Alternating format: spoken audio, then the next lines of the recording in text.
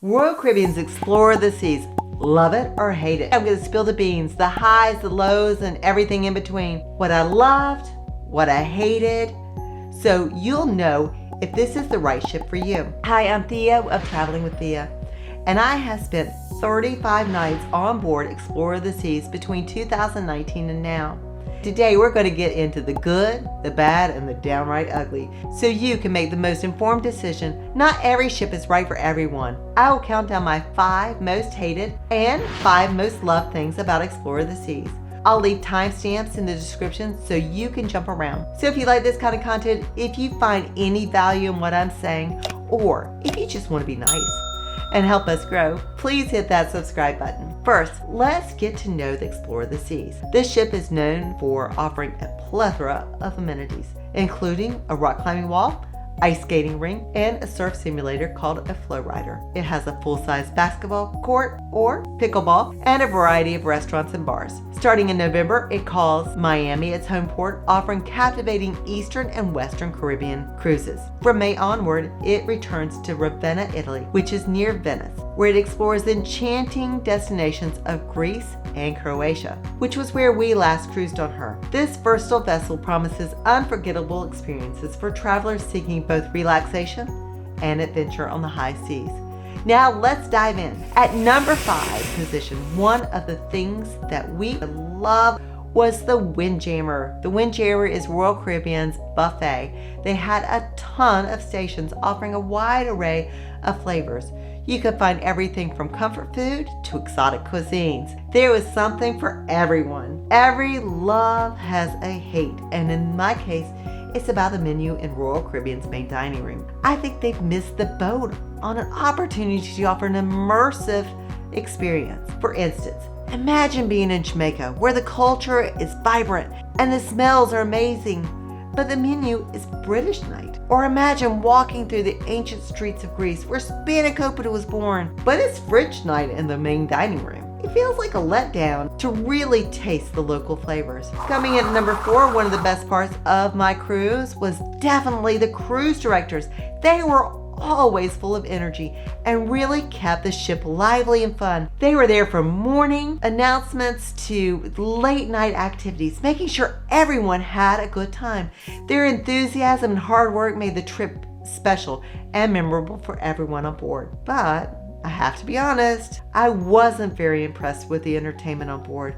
The shows did not meet my expectations. I found myself thinking about the more exciting performances I've seen at my kids' school. This was quite different from the energetic atmospheres created by the cruise directors. If you're someone who looks for really great entertainment, this might be a bit of a disappointment. Number 3, I got to set sail on the Royal Caribbean's Explorer of the Seas, which was a dream come true for a travel nut like me. The trip took me to some really amazing spots, especially Greece and Croatia. Greece, with all its history and those mesmerizing islands, felt like something out of a storybook. And Croatia's coastal towns with their awesome architecture and super clear waters totally blew me away. Every stop was brand new adventure. There were a couple of things that didn't quite hit the mark. Let's talk about the internet first. Even though it was supposed to be top-notch with Starlink, the fastest internet at sea, it gave me more headaches than I expected. Constant dropped connections made it a struggle to stay in touch with family and stay on top of work emails. And don't even get me started on the laundry service. Lesson learned the hard way. Don't trust them with your favorite clothes.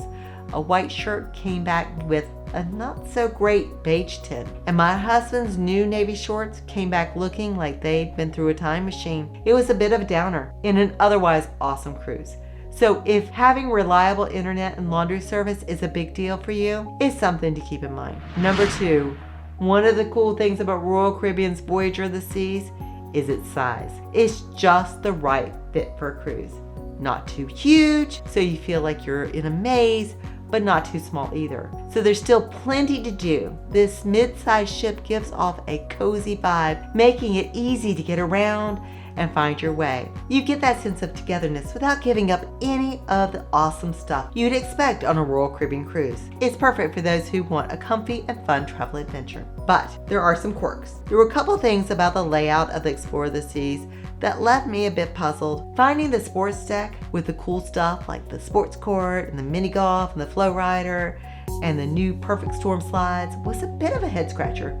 Instead of a straightforward walk outside, you're guided through a hallway inside. It's not a huge deal, but it could definitely be a tweak for a smoother experience. Also, putting the Suites Lounge on Deck 9 without a window or nearby bathrooms was kind of inconvenient, especially during the busy happy hour when Suites guests get free drinks from 5 to 8. It's a small thing, but it did take a little shine off an otherwise enjoyable cruise. They might want to rethink this one as they have on other ships. Before we get into our final love and hate, let me know in the comments, are you a fan of Explore the Seas? What do you think they could improve on? Now to number 1. Let me tell you, the real heart and soul of Royal Caribbean's Explorer the Seas is definitely the crew. I mean, these folks went above and beyond during our cruise. There was this assistant waiter who could make these delicate flowers out of tissue. That's a skill. Our cabin attendant, she made sure everything was just right. But it wasn't just the little gestures. When it came to my food allergies, our head waiter really stepped up. He made sure I not only ate safely, but enjoyed every single meal. The manager at the main dining room even gave me his personal email just in case I had issues on other Royal Caribbean ships. Talk about going that extra mile. Honestly, the care and warmth from these crew members made me feel like I belonged. I still miss their smiling faces. So, on the other hand, there's a bit of a letdown with this ship itself. You see, Royal Caribbean Explorer of the Seas was supposed to get a big makeover in 2020, but then the pandemic thing happened and plans got derailed. They did a smaller refurbishment in 2023, but to be honest, it felt like they were just putting lipstick on a pig. The ship's age is becoming more noticeable, and despite their efforts, it's pretty clear that it could use more substantial updates. Don't get me wrong, the Explorer still offers a great cruise, but it is getting harder to overlook the wear and tear that's starting to show. So, there you have it.